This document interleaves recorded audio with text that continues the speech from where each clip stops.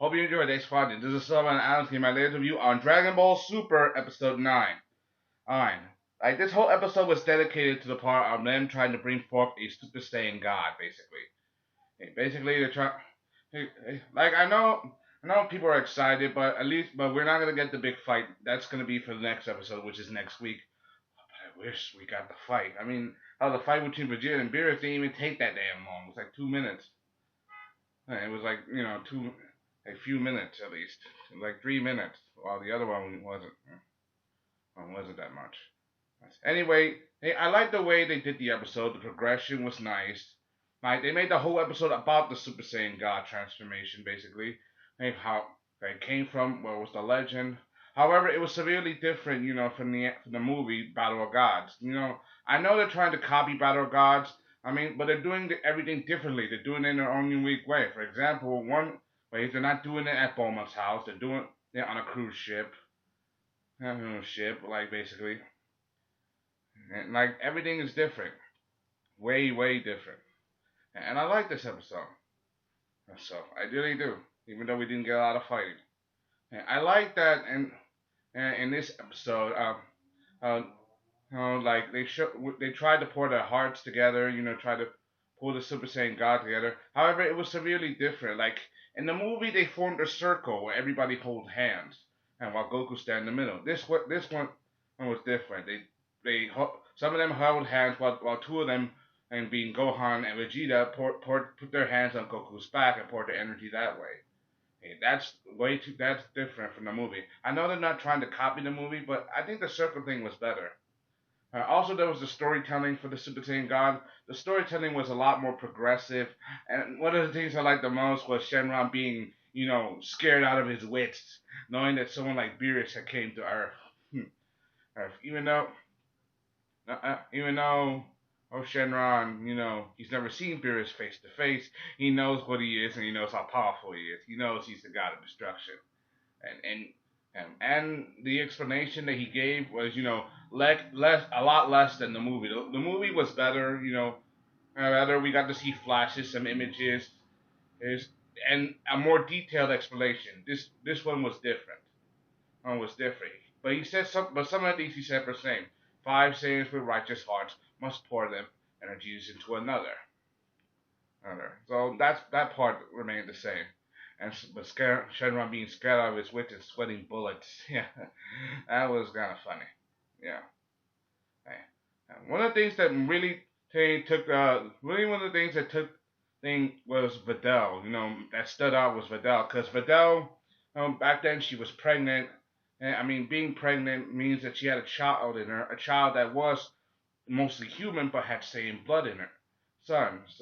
And child, so basically they have the five Saiyans must pour their powers into another. That means they need six, and it was Whis who pointed it out, and it was the same in this movie. However, things are a little different from the way the movie was. For example, Videl, her hair turned blonde. I'm like blonde as in Super Saiyans, and blonde, like basically. And she was the first to turn her hair blonde. And seeing as they were prepping for the Super Saiyan God, her belly started to glow yellow, right? Like Beerus sensed its power immediately. I mean, being a god means he can sense the power. He can sense the powers of other creatures, which means for a moment he could sense the Super Saiyan God was coming. And seeing as Videl, basically was, I think Videl basically was the hero of this episode. Even though she didn't fight, if it wasn't for her and her baby, they probably wouldn't have gotten the Super Saiyan God at all. I mean, basically, Videl was basically their last hope. and I gotta admit, I did like Videl as a character, even though at first, the beginning, she was a bit annoying and she kind of hated Gohan, but she grew to like him. And she's one of the best characters in DBZ and became a love interest, a wife, and a mother. That's one of the things I liked about Videl. She pulled no punches, even at the end of DBZ. She was a good person, and I respect that. I also liked how the progression worked. When they were getting ready to prep and doing the Super Saiyan God, things changed around them. Everything, the sky was turning yellow. There was this yellow energy, like the world around it was changing, and like everything was. and riled them. Like in the movie, we got this when they were prepping their energies together. We got to see this blue aura which appeared around everybody, and kind of like a blue flame. And then eventually, the blue flame faded.